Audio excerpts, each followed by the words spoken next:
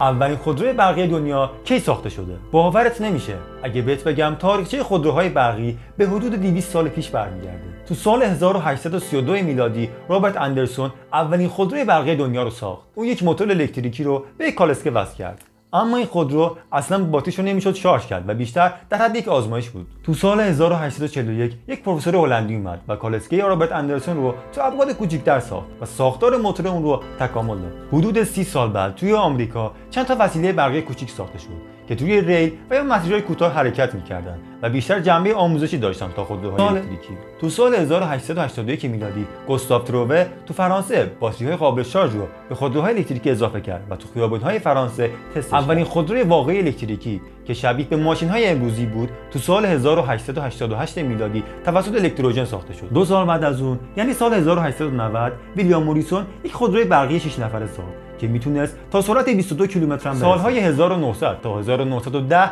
دوران طلایی خودروهای الکتریکی بود. اما چرا بازار این خودروهای برقی خراب شد؟ تو سال 1908 میلادی مدل تیلفورد با قیمت خیلی کم و سوخت ارزان وارد بازار شد و تا 70 سال خودروهای بنزینی تو اوج پرفروش‌ترین خودروهای دنیا بودند که تا سالهای 1990 و 2008 خودروهای تسلا و ایلان ماسک وارد بازار شدند.